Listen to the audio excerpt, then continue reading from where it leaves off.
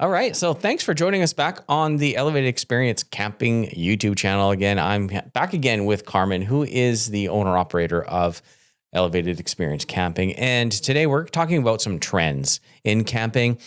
So start us off. Like, what are some of the top trends that are happening in camping for 2026? Yes. So thanks again, Trevor, for having me. Trends in 2026. So camping has really evolved, really especially since COVID, to be perfectly honest. Tons of people that did not camp prior to COVID. COVID kind of forced us to find activities that were more closer to home, but were activities that you learn to distance yourself.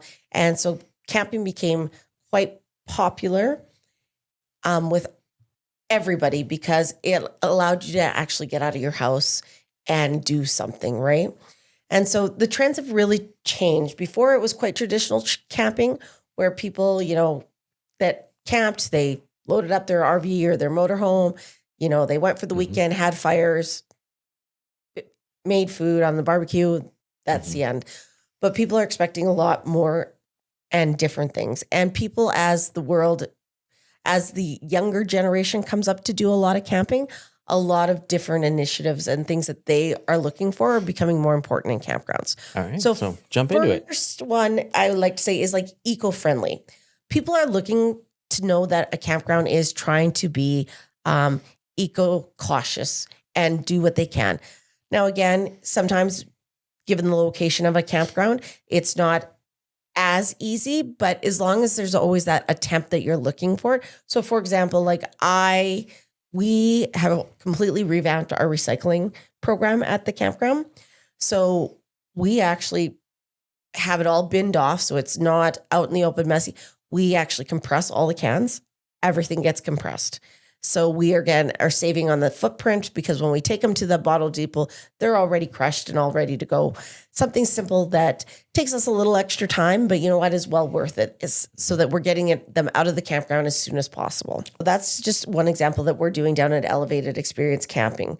Of course, this will be no surprise to anybody. Tech savvy camping.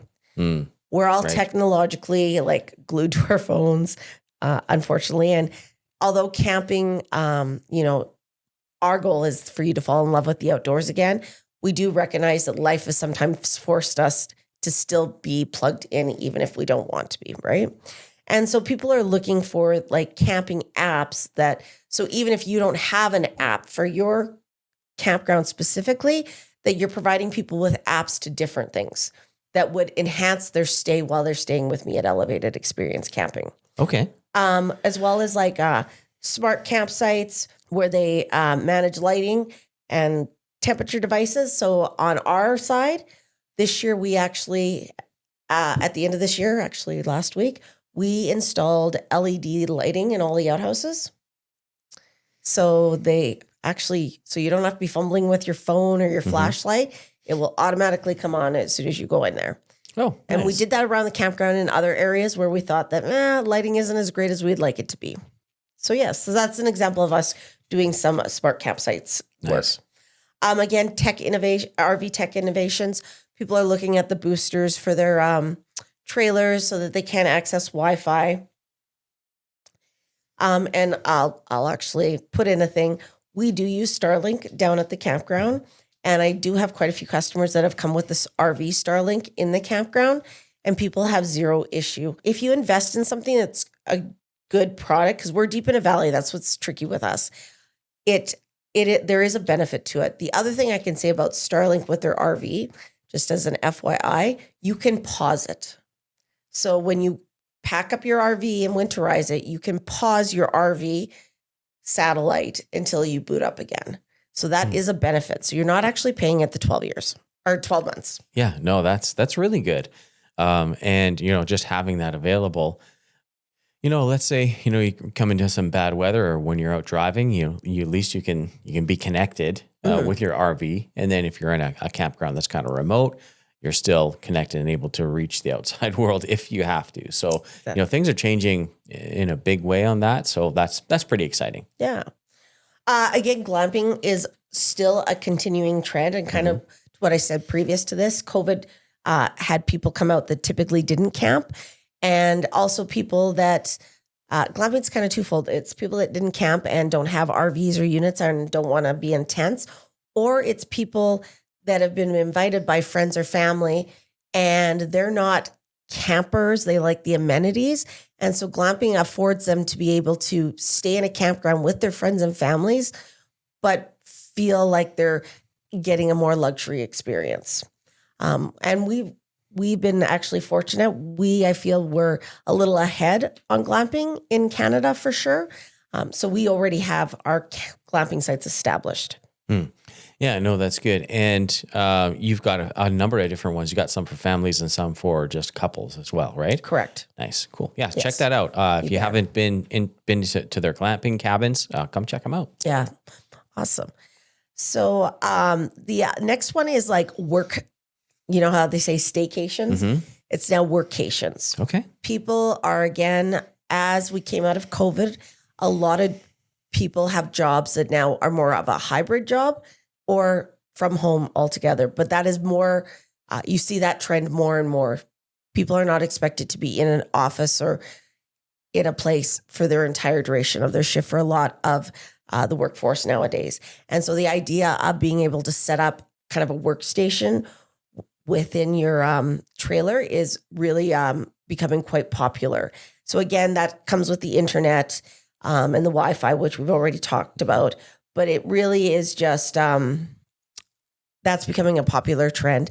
And most trailers, like if you actually do some research on it, there's quite a few ways to take your trailer that you currently have and make some innovative workstations. I actually, as an example, I saw again on Amazon, a lot of times in your trailer, your seating for your meals is kind of a U shape, right? Mm-hmm. And you have to shuffle in and then you feel like you're sitting at your desk or at your kitchen table. And some people don't like to do that because you're sprawling out.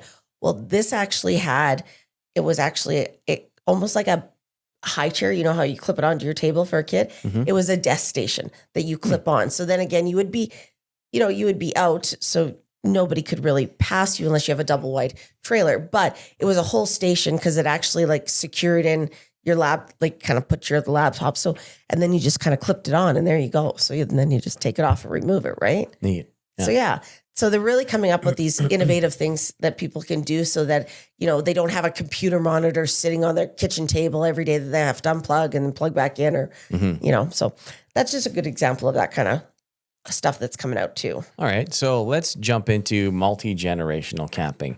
I think that's a new trend that's happening now. More and more people are going with everybody. Yes. Let's talk about that. Yeah. Multi-trend generation is really become popular. Camping in general, like last year in 2025 here in our camping season, the increased amount of group camping, we probably increased over 75%.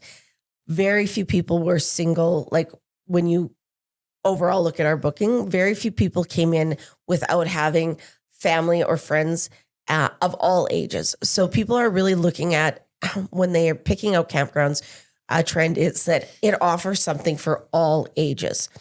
Before it used to be more of that, as long as my kids have something to do with the rest of us, but that's not happening anymore.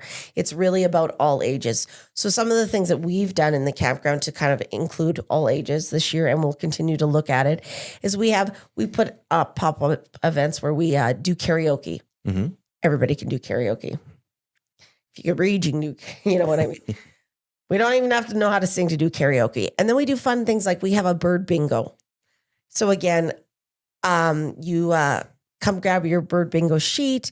You get, for your stay, you go out and look for birds. You bring it back, you get a prize. But that's a great tool where you can see, grandma taking her 5-year-old grandson out walking and looking for birds, right? Mm-hmm.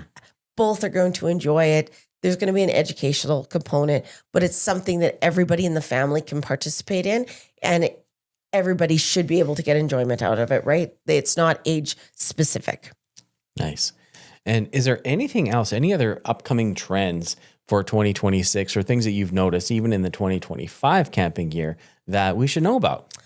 I think the one is, again, people travel with their pets everywhere. So we're trying to, again, we're going through the campground and finding out how we can make sure that pets are really taken care of. So we've always, since my existence at Willey West Campground with Elevated Experience Camping, we've always had poop bags all around the campground. Mm-hmm. We have always done that. But then this year, later in the year, we actually put up hooks at the shower house as well as at the ice cream parlor in the office where people can clip their pet on their leash so they can go to the washroom or go into the ice cream parlor.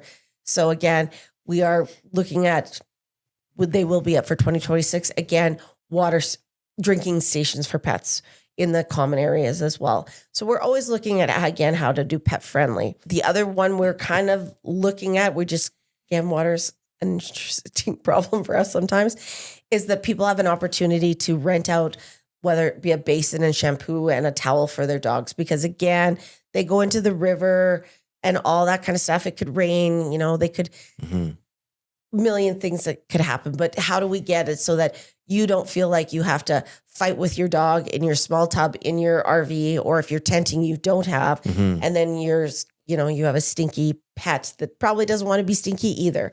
Right. So we're looking at things where it's like, oh, that's awesome, right? They have it, great. Yeah. And these are simple mobile things we can do too, right? If it's stationary, like water containers and that, but we have enough around the campground that, like I said, all the common areas, we were thinking all the common areas plus all the outhouses. Because again, people usually take their dog in the outhouse, but if you don't want to, we're going to make sure we have hooks and stuff too. Yeah, no, that's great. And, thinking about pets, I know my dog, she wants to be everywhere you are. She loves meeting people. But, sometimes you have to, contain her if you want to go and do something, right? Exactly. And also getting mucky. I mean, it's a campsite, right? So they're going to be mucky. They're going to have, wet, dirty feet. So even places where you can clean their feet off before they jump back into the camper, that's pretty awesome. Mm-hmm. Nice. All right. So thank you so much. Are there any other trends that you want to talk about today? Culinary twists. So again, more and more smoking is becoming popular. I see more and more people bringing smokers out to the campground. And people are, traditionally, again, pre-COVID, lots and lots of people, every weekend had the standard meal. You had brought hot dogs, you brought marshmallows, probably burgers, and, a few other potato salads and salads. And, that's kind of your go-to staple. That is less and less. And more people are actually trying to be kind of inventive in their culinary. So we spend a tremendous amount of time smoking food, the crew and I. So we're looking at different ways that where we might be able to put on some different workshops for people to kind of learn, like you can just about do anything on a smoker. Like this year, for my staff, because they were kind of my guinea pigs. Like we've smoked roasts, we've smoked mac and cheese, we smoked a cheesecake, we have smoked bacon wrapped pierogies, which I highly recommend people do. That's very good. And the beauty about a smoker, and especially when you're camping, and you can get portable ones. Yeah. So they don't have to be the freestanding where you're like, where am I going to put this when I'm traveling? The benefit is with a smoker, you have some grace. So again, if you're at the river and all of a sudden you're like, shoot, I was supposed to be back at my campsite 15 minutes ago. Smokers usually give you some grace, where when you're barbecuing or using your oven or stove or whatever, you don't really have grace. The time is the time, right? Mm-hmm. And so that's the advantage. And that's actually what I've learned how to do a lot of smoking, but there's so many things you can do outside of the hot dog and hamburger realm in, camping. And so we want to show people that it is actually really easy to eat well, combine stuff too. One of the things we want to kind of show people is like, okay, if you have 10 main staple items, like these are the 5, you don't actually have to buy 50 things to do those meals. We can actually get you through just by changing the spices or the meat and then doing something a little different. So we're looking at that as well. Awesome. Well, there you have it, folks. There's some trends that are up and coming for 2026 and what have been happening in the 2025 camping season. But of course, if you are looking for a place to go camping and you're in the Alberta region, definitely check out Elevated Experience Camping. Go to the website. You'll be able to start booking that in January of next year. January 12th. January 12th, 2026. That's when camping season opens. So be there first. We'll see you guys on the next video.